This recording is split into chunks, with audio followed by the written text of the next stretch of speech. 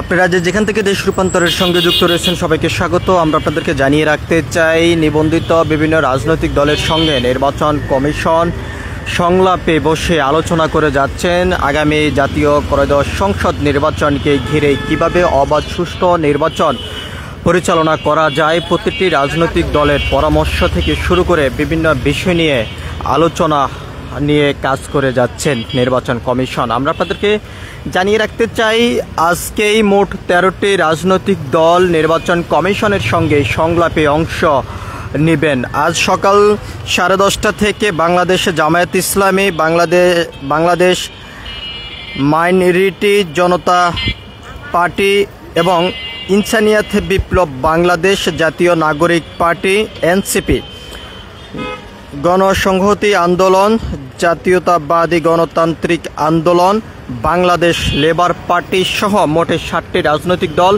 আজ সকালে নির্বাচন কমিশনের সঙ্গেই সংলাপে অংশগ্রহণ করেছেন এবং বিকালে আরও 6টি রাজনৈতিক দল অংশগ্রহণ করবেন। তার ভিতরে রয়েছে বাংলাদেশ জাতীয়তাবাদী দল, বাংলাদেশ জাতীয় পার্টি, বিজেপি, গণ অধিকার পরিষদ, নাগরিক ঐক্য, বাংলাদেশ রিপাবলিক পার্টি, বাংলাদেশ সমাজতান্ত্রিক দল।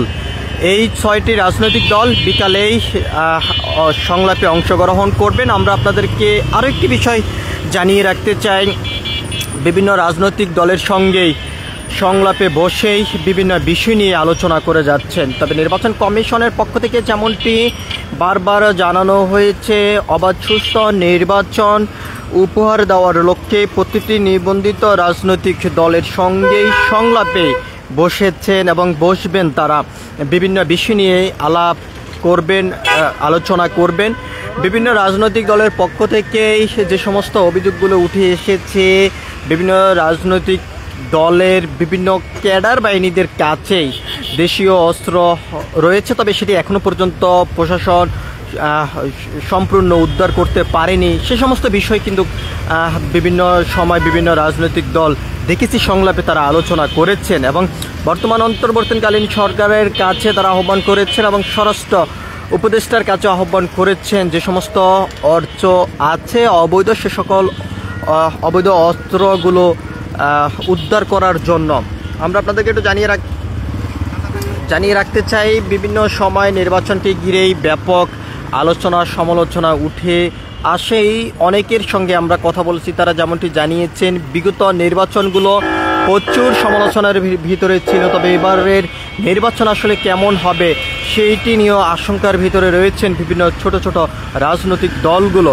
তার ভিতরেই আমরা আপনাদেরকে একটু জানিয়ে রাখতে চাই, বিশ্ব ইনসানিয়াত বিপ্লবের পক্ষ থেকে যেমনটি জানানো হয়েছে, কোনো বড় রাজনৈতিক দলের সঙ্গে তারা জোটে যাবেন না, তবে ভোটের মাধ্যমে তারা নির্বাচনে অংশগ্রহণ করবেন, ভোটের মাঠেই তারা নির্বাচনের জন্য লড়বেন, এমনটি জানিয়েছেন।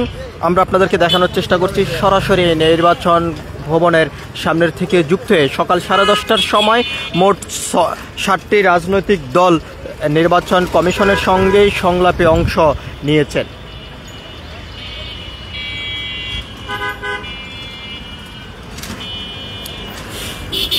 তার ভিতরে রয়েছে বাংলাদেশে জামায়াত ইসলামী, বাংলাদেশ মাইনরিটি জনতা পার্টি, বিশ্ব ইনসানিয়াত বিপ্লব বাংলাদেশ, জাতীয় নাগরিক পার্টি, গণসংহতি আন্দোলন, জাতীয়তাবাদী গণতান্ত্রিক আন্দোলন, বাংলাদেশ লেবার পার্টি। মোট 7টি রাজনৈতিক দল আজ সকাল 10:30টার সময় অংশগ্রহণ করেছেন সংলাপে এবং বিকালে আরও 6টি রাজনৈতিক দল অংশগ্রহণ করবেন দুপুর 2টা থেকে বিকাল 4টা পর্যন্ত। আমরা আপনাদেরকে একটু জানিয়ে রাখতে চাই, তার ভিতরে অন্যতম দল হলো বাংলাদেশের জাতীয়তাবাদী দল, বাংলাদেশের জাতীয় পার্টি, বিজেপি, গণ অধিকার পরিষদ, নাগরিক ঐক্য, বাংলাদেশ রিপাবলিক পার্টি,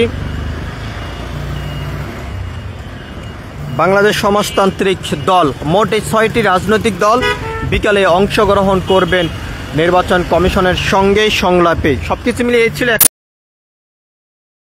এখনকার মতন সর্বশেষ। পরবর্তী আপডেট পেতে সবাই দেশ রূপান্তরের সঙ্গে থাকুন। ধন্যবাদ সবাইকে।